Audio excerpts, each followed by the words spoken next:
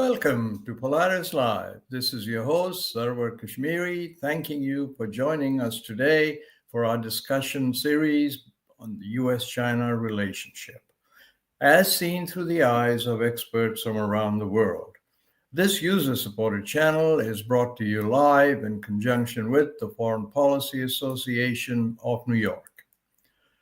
If you have any questions, please feel free to submit them using the bar on the right-hand side of the screen. After the live event, you can also listen to these programs on your favorite platform. My guest today is Dr.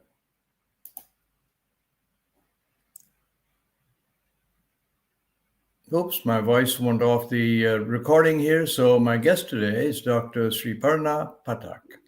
Dr. Pathak is a professor of China Studies and the founding director of the Center for Northeast Studies at OP Jindal Global University, Haryana, India. She also serves in the capacity of the associate director of the Jindal India Institute, teaches courses Foreign Policy China, as well as theories of international relations. In 2022, she published the best-selling book, Drifts and Dynamic, Russia's Ukraine War and Northeast Asia.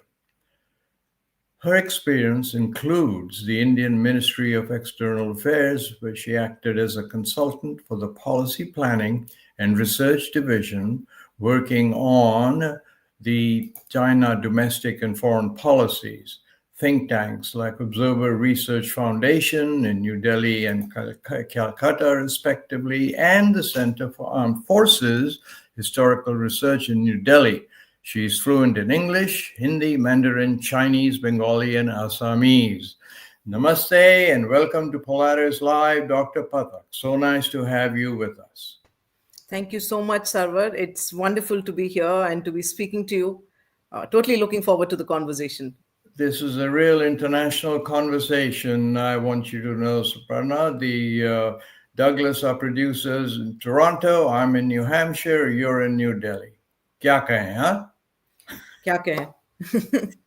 Listen, most Americans I talk to say they don't understand why India continues to buy Russian oil and supports Russia's war against Ukraine.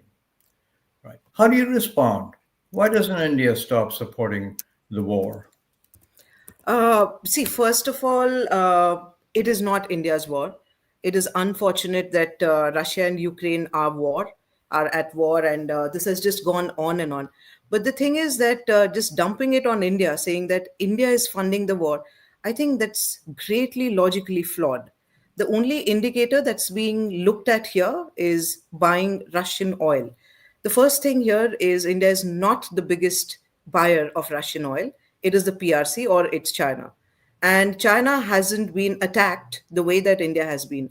Now, one can only assume why this has not been the case. That's one point. The second thing is, it is not just oil which keeps the Russian economy afloat. It's also fertilizers. It's also liquefied natural gas. Fertilizers in humongous quantities is imported by the US. So why is the indicator not fertilizers? Why is it only oil? That's the second thing. Why not LNG? Europe buys it. So why is it the focus only on India? And the third bit is that since India and US are supposed to be friends with a lot of difficulties right now, who should India buy oil from? It's not going to be the US, because the US doesn't have that capacity or the ability to produce it at the sorts of rates which Russia produces. Okay, even if India were to move away from Russia, shall we buy it from Iran? No, that's a big no from the US and the West. Shall we buy it from Venezuela? Again, a no. So what happens to 1.4 billion people and the world's fastest growing major economy? So, selfishness is great when it comes to a particular country's own national interests. But if the US is allowed to have that, why is the same not allowed to India? That's my response as a question to the Americans who ask you, why is India buying Russian oil? Thank you for that. Now, lately, past couple of weeks, President Trump has claimed many times that the Indian PM, Prime Minister Narendra Modi, has told him that India is going to stop uh, buying Russian oil. I mean, is this also covered in the media? Do people believe it? Do you think there's a mistake in some communication here? What do you think? As great a friend as President Trump is of Prime Minister Narendra Modi, the fact is that if there is something that is agreed upon, both the sides should be talking about it and not just one side. But the fact is that only President Trump keeps saying it that, oh, Prime Minister Modi has said he will stop buying Russian oil. There's no evidence to this, first of all. Yes, India might reduce buying some of the oil and might buy more of this oil from the US when it can produce at those sorts of rates at competitive prices. But completely stopping to buy Russian oil overnight, I think that is logically flawed. Hmm. So that's not really happening. And the Indian side hasn't said anything on this. So there's no evidence to support the claim. That's why it's so confusing for those of us who cover this issue, because one side is saying it and it is the president of the United States, but with the additional sanctions that Mr. Trump has laid on, Sriparna, if India's pushed against a wall, do you think that India doesn't really have any choice? Because otherwise, the sanctions on the Russian oil producers will ricochet back on India, and then India will be in even more trouble. Is this a concern that is discussed in the media? Have you thought about it? So, President Trump's tariff policies, they have targeted friends, foes, allies equally. The foe is supposed to be the PRC. The friend, because India doesn't believe in the usage of the word ally or alliance, is India, and well, the alliance is Australia, Japan. So there's no separation or segregation of who is a friend. Should a friend be rewarded? Should a foe be punished? That's just completely off the table now. So his policies have targeted several trading partners, including India, to address perceived trade imbalances and so on. But this additional 25%, how badly would it hit Indian economy? See, India's exports to the US account for about 18% of its total merchandise exports, roughly 48 billion US dollars pre-tariffs. But that's just 2% of India's GDP. The tariffs affect labor intensive sectors like textiles, gems, jewelry, apparel, leather goods, and certain chemicals, potentially reducing US bound exports by 20 billion US dollars in the short term. But if an economic estimate is made, how much would this cause a drag on the GDP growth? That would also be between 0.4% to 0.7 percentage points, far from derailing India's 6.4 to 7% expansion in 2025-2026, thanks to the strong internal consumption, which drives about 60% of the GDP, and services exports. Yes, what do we do about the labor intensive segments like leather, apparel, jewelry? For those sorts of things, India is trying to sign FTAs with a lot of like-minded partners, middle powers, minus US and China are not middle powers, they are the great powers, so that in the short run at least, the negative impact can be dealt with. See, even the Trump has made exemptions for pharmaceuticals because India supplies about 40% of US generics, electronics, semiconductors, etc. So the blow is not really going to be that severe. The blow is going to be in terms of what the future of the India US relationship is going to be. So, but yeah, that's how international politics is. Yes, it's you're really sitting in not just a hot seat, but a very confusing seat, observing all of this. Let me switch, Dr. Pathak, a bit to the ASEAN meeting is taking place this week. Again, the American media is asking why Prime Minister Modi did not attend when when he had a chance to meet with Mr. Trump and smooth things out and so on. But of course, there are Bihar elections coming up in India and so on. So, any thoughts on why he did not attend? Do you think it was because he wanted to deflect the meeting with President Trump, or is it largely internal issues, as these things normally are? So first is definitely ongoing Diwali celebrations because Prime Minister Modi also informed Malaysian Prime Minister Anwar Ibrahim that over a telephone call that he's going to join virtually because Diwali celebrations are still going on because it's a big thing in India and for Indians across the world. So it's better that the Prime Minister stays. Second, he's also stated about scheduling conflicts, domestic commitments. The MEA, actually, Ministry of External Affairs, talked about scheduling issues. The speculated geopolitical factors are definitely avoiding the meeting with President Donald Trump. If we get into this speculation, here's the thing. President Donald Trump seems to be interested in having a partnership with Pakistan. Every country has its red lines. India's red lines are Pakistan. The sad bit is that he chooses to meet. First, he met, a military dictator, not even the elected prime minister. First, it was Asim Munir, and India is not in the same league as Pakistan, and I don't know how many indicators I could give. Probably it would take the whole day. India doesn't want to be in the same room and the same space with a state sponsor of terrorism. So that has been disheartening. Over and above all these tariffs and these sorts of things, this sort of a hit against the friendship that stays. So if we get into this speculation, if he did avoid meeting President Trump, I think it was a right move. And the Indian audience at least thinks that it would, if it was really this, again, this is speculation, it would be perfect. And over and above this, it's also that, the East Asia Summit has a lot of importance, but that is something which could have also been done by our EAM, our External Affairs Minister, which is why Dr. Jaishankar is, of course, there.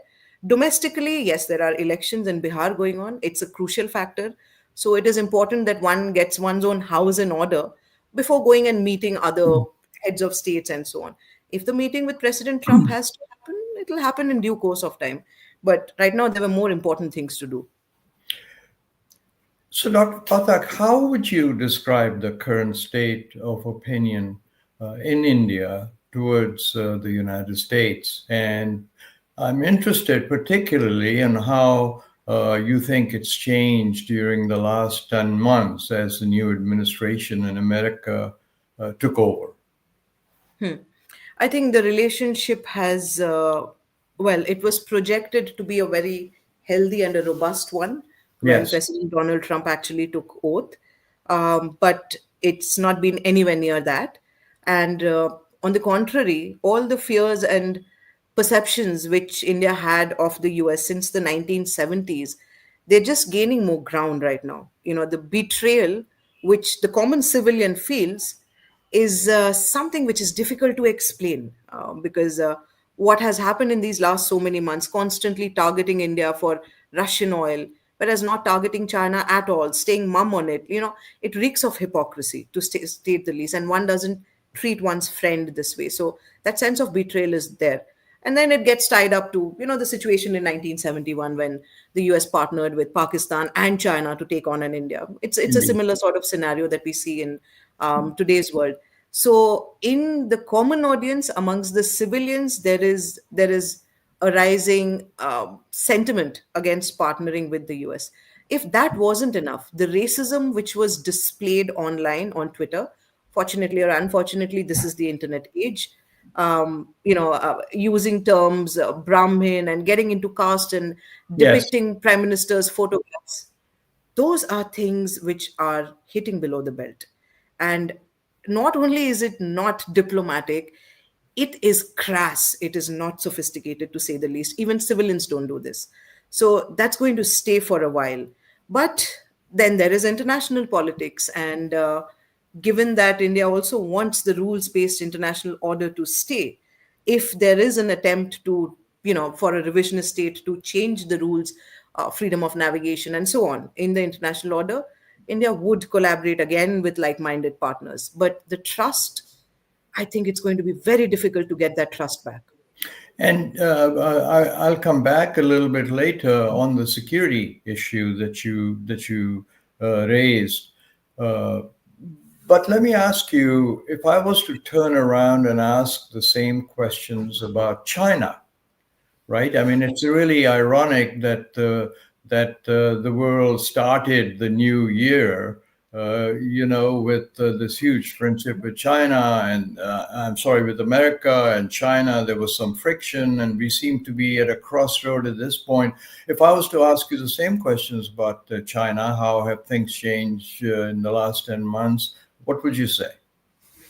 See, there's a lot of clamor that, oh, India and China are becoming friends. But if you look at facts on the ground and how things have been unfolding, India and China are not genuinely becoming friends again. There has been some tactical diplomatic gestures in 2025, troop disengagement in some select border areas, some high level meetings at the SCO summit, some agreements to resume some trade linkages which haven't really started yet, even though they've been discussed almost a month ago.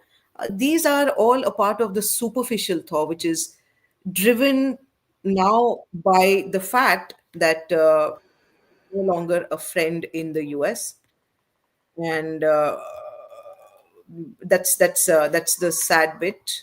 And this thaw is just a very tactical one. Bilateral relations are still defined by deep mistrust, strategic rivalry, unresolved disputes. So this dynamic which we have with China right now is that of a friend plus enemy relationship, which cycles between limited accommodation and escalation. Why would I say this is against friendship? Because look, friendship requires trust. Repeated incursions, Depsang, Chumar, Doklam, all of these erode it. Over and above that, China's strategic alliance with Pakistan, again, it's a red line. It goes against friendship because aligning with China emboldens Pakistan, complicating India's Kashmir disputes, regional security, and so on. Then there are water security risks because China is the upper riparian state in advancing, and it's been advancing massive dam projects on shared rivers like Brahmaputra, which is called Yarlung Sangpo in Tibet. They're planning the world's largest hydropower dam. In the past, also, it's happened that there have been downstream effects. India has been at the receiving end. Again, this is against friendship. Water weaponization is going to be catastrophic for India's 1.4 billion people. Then there is economic coercion. Despite resuming some trade, the fact also is that China has weaponized certain exports, restricting rare earth metals, magnets, fertilizers, delaying tunnel boring machines. Again, it's against friendship because coercion doesn't exist in friendship. So, using trade as a leverage during border flare ups. So, I would say that it's a very difficult situation for India right now. China has always been distrusted in the Hmm. past, Hmm. but now there is a friend also which is not worthy of trust. It's a difficult situation wherein the world's two major powers or the biggest powers um, actually are, I don't know, maybe they want to make a G2, maybe they want to dominate the world together. Nothing is clear. So it's a difficult situation for India, which is why India is now talking about self-reliance and reaching out to like-minded partners, Japan, Australia, UK, and so on. Making the best of whatever is available. It's so ironic sometimes, I think, that in this age of interconnectedness and the internet and always on communication, that the forces of self interest and self reliance are gaining dominance, isn't it? Do you ever think that, or is that just the way it is? Hmm. So, I teach this theory course also on theories of international relations, and it's been one hell of a ride this semester to teach because see, most of the theories emanate from the West or from the US. All sorts of ideas on neoliberalism. What is a rules based international order? What is a revisionist state? What is a status quo state? But now there are no rules. It's just might is right for every country. The two great powers are engaging in illiberal economics. So it's very difficult to now remold. As one of my students had said, that the earlier rules no longer exist, but the new rules have not been written. So we Right. are in this terrible situation right now. And maybe some new rules will be written. I hope that India could be one of the big players in writing the new rules. But again, this is something which is just a hope. I don't know when it's going to happen, how it's going to happen. Yeah, difficult, difficult. Might is right. Well, we want to see your name when the new rules start happening, Doctor. But let me take a moment, please, to remind viewers that Polaris Live is commercial free and entirely viewer supported. You can view us on YouTube, most podcast channels. An executive summary of each program is sent at no cost to our Substack subscribers. You can help keep our commercial free model strong by becoming an annual supporting subscriber through my website, kashmeri.com, or through Substack. We always welcome your comments on video and podcast channels. I wanted to remind also our viewers that we now have, for one of our programs, which aired 3 weeks ago, almost 500,000 viewers in China. So that's a new development at polarislive.com. And I'm going to switch, if you don't mind, to this so-called quadrilateral security dialogue, right? Or Quad, as it's called. It's a grouping of countries, as I understand it, right? Australia, India, Japan, the United States, but it's not an alliance. So what is it, Suparna? So it's as you correctly said, it's a grouping. China calls it the Asian NATO. But here's the thing: when it was first mooted, the idea was mooted, and the late Shinzo Abe was a great proponent of it. When it was just starting to take shape, the PRC had said that it's like ocean froth; it's going to dissipate with time. Cut to 2025, it calls it the Asian NATO. So something must have happened between the ocean froth and the Asian NATO, which is why it's being called the Asian NATO. See, the grouping is not aimed at any particular country, and I think all the declarations also say it. But the fact is that it's repeatedly called the Asian NATO by the PRC, given that the PRC has issues with all of these four countries, and all four are vibrant democracies, believe in a rules based international order, believe in free trade, and so on. So, which is why it is assumed by the PRC it's against the PRC. What are these four countries actually doing? Well, they're trying to create and expand opportunities for people, trying to create, some sorts of benefits to the Indo-Pacific in particular. So, yeah, well, there are military exercises between the navies, of course, because it's not aimed at any particular country. But look, we also have a non-traditional security threat of piracy. So why do we not combat it together? Given the fact that these countries are like-minded, have similar value systems, are democracies in different formats, it is easier to have these sorts of exercises. That's been happening. Creation of vaccines. Again, the pandemic was something which was never envisaged. I hope it was the first and the last one. But yeah, when it did happen, the world was not prepared. And there Right. were lots of deaths and so on. So these countries decided, why do we not make available vaccines to different countries? India's vaccine Maitri was distributed and sold to a lot of other countries, to a lot of other partners. Similarly in Quad, or Quad countries are now creating opportunities for students for pursuing careers and education in STEM, because STEM is the next big thing. So why do we not create opportunities? Instead of just have language training courses in the PRC, why do we not prepare the youth for the next big thing? So these are the sorts of things which the Quad is doing, and it's to preserve the rules-based international order. So it's a good grouping. It's not given the shape of a military grouping, because it's not.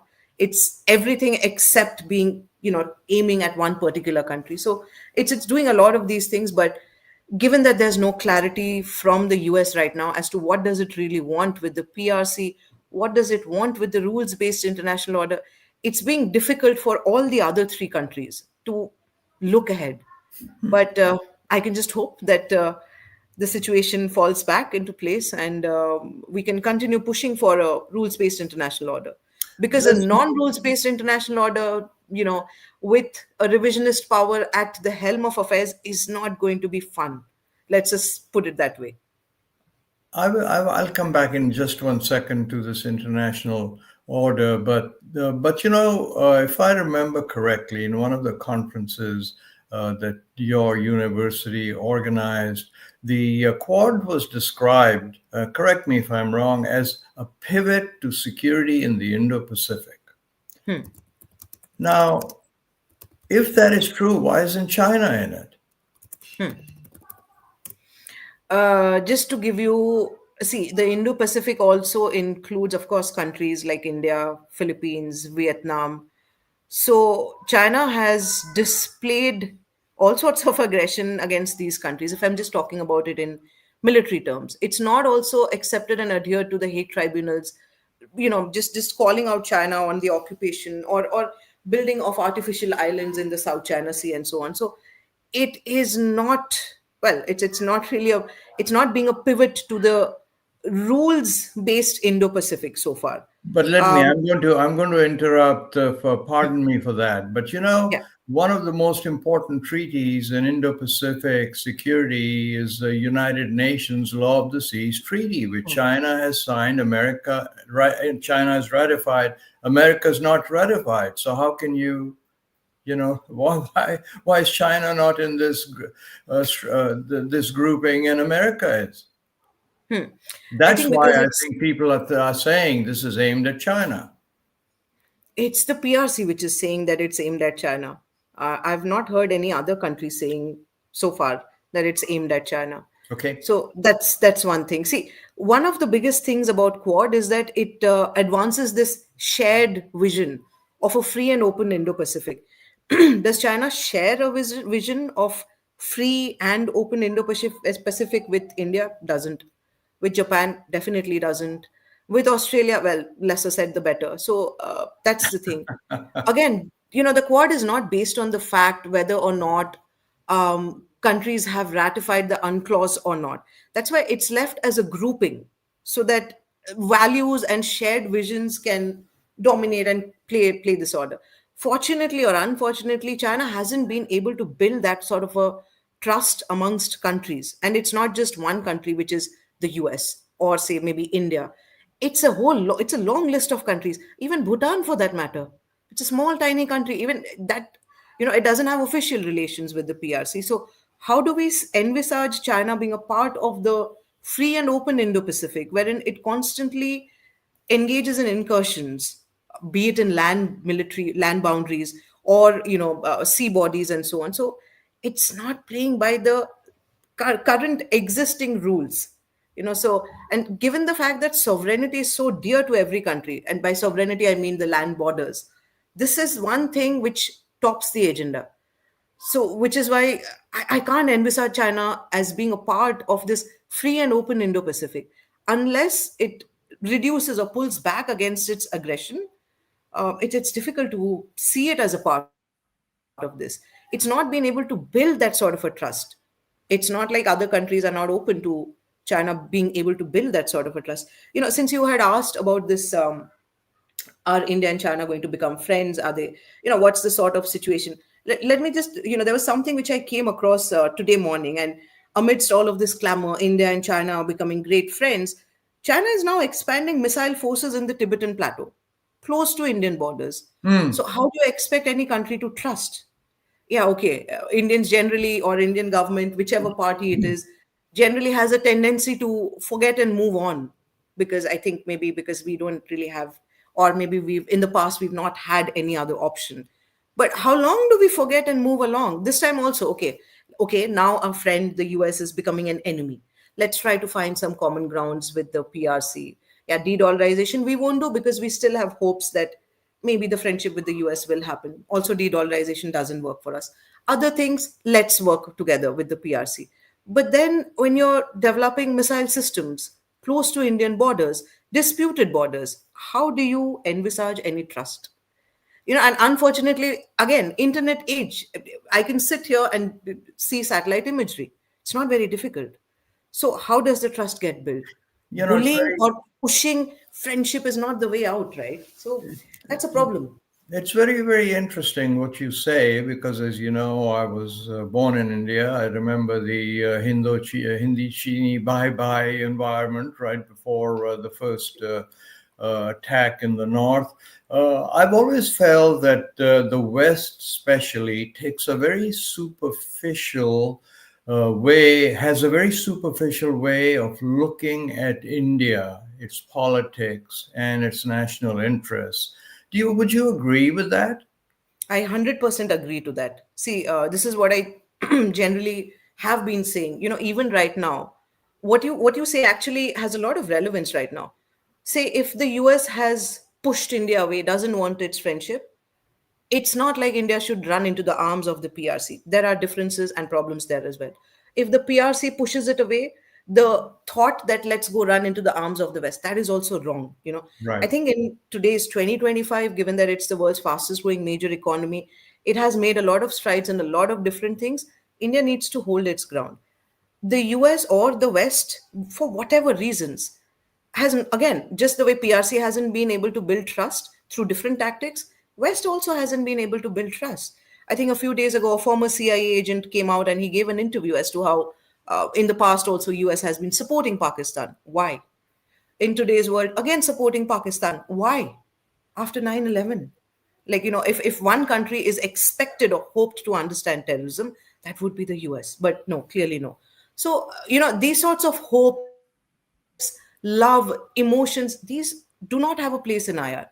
I think interests first, one's own interests first, having that sort of a weight that I can calculate and I can navigate friendships based on national interest first, I think that's the best way out. Again, India will follow a rules based international order, just the way Japan does, or say just the way South Korea does, Australia does, those on. But giving in to any bullying, be it from the West, be it from the PRC, I think it's unacceptable. Often, when I jokingly say about this, in the past or even right now, the West and China have been two sides of the same coin for India. There are problems, which is why now India talks about, which is why India talks about minilaterals or multi-domain engagement, wherever engagement is possible without having that alliances or, happily married ever after, that sort of a thing.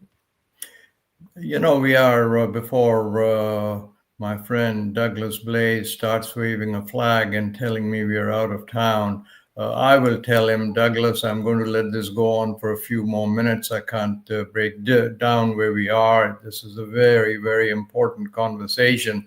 What I wanted to ask you, Dr. Pathak, is this whole rules-based international order. I mean, it was set up by the West. It's led by the United States. Uh, India, China, Asian countries did not really have too much to say about the international world order. You think it's time to revise it? Do you think that it's already breaking down, as you've said earlier in this program, because of the behavior of some of the people who founded it? Where do you think this whole thing is? I mean, we keep using the phrase, and I don't know if it means anything anymore. See, you are absolutely right, because all of these things which were created, Bretton Woods systems, United Nations, etc. Um, how many times have these undergone reforms really? How many times has the UN Charter been reformed? There's a lot of hypocrisy in it. Even if you go back to the 1990s and 2000, you'll see a lot of hypocrisies. The focus is completely Eurocentric or Western centric, right? So conflicts in Darfur will not matter. It doesn't really, Hutu Tutsis conflict does not really matter. That cannot be called a war, and so on. So the hypocrisy is always there. But here's the golden thing: if something exists, let's not destroy it completely. There is a need for reforms. Other countries in the past have not demanded that sort of reforms because maybe immediately after emerging as independent sovereign states, we didn't have that sort of a power or the ability to push back or to demand that make space for the global south. The global south now is a term, but yeah, because of the shortcomings and failings of these systems, United Nations, IMF, World Bank, and so on, you see a plethora of other organizations starting from G20, BRICS, SC or Quad also coming in, which don't have to be ideology defined, but wherever interests coincide. So I think that's a good way forward. And since I mentioned the G20, well, the US is also a part. The PRC is also a part. India is also a part. But no one had the strategic thought or even the kindness to assume that African Union needs to be a part of this grouping because, well, it's an important continent. So in 2023, India finally got the African Union in. So I think in today's epoch of history, India keeps demanding for the reforms of the UN constantly, saying that there are five P5, well, there are five countries which are the permanent five members, but how representative are they? Is there even a member from Africa, this humongous continent, as part of the P5? No. Is one country, the PRC, good enough to talk about the whole of Asia? Well, the world's most populated country is not in the P5, right? So there are multiple different things in terms of peacekeeping operations as well. Why is it that the wealthiest countries get to call the shots? Why is it not the troops contributing countries, they get to call the shots? There are a lot of anomalies. Reforms and changes are urgently required. The UN Charter has to undergo reform to begin with. Newer forms of conflict, these sorts of things have to come in. Power configuration has undergone change. Look, a UK is not as powerful as India is in today's world, similarly for some of the other P5 countries. So there's a need. But one, this maybe it's a part of India's strategic culture. What India joins once, it does not want to break because the hope is still there that we can make do with this. SARC doesn't work. There's a constant policy paralysis because, well, India and Pakistan are members of that. So nothing's moving forward really. But India doesn't pull out because the hope is there someday it'll work. Yeah. Similarly for the UN, let's not break it down completely. If we have something, let's not destroy it. Let's improve it. So, which is why I agree with you. We need reforms and we need them urgently. Otherwise, this sort of a terrible world order that we are living in, this is going to continue. I don't know for how many years more. And it's not. Well, listen, you're just going to have to come back and spend a week with us on a continuous show. But we are now finally, out of time. Dr. Sriparna Pathak, we really want to thank you for this thought-provoking perspective that you've given us. I do hope you'll come back and see us again. It has been a real pleasure. I also want to thank our viewers from around the world. Please join us again on Polaris-Live.com as we continue to explore the most consequential relationships in the world, United States and China, and its impact and interrelations with India. Until next time then, goodbye.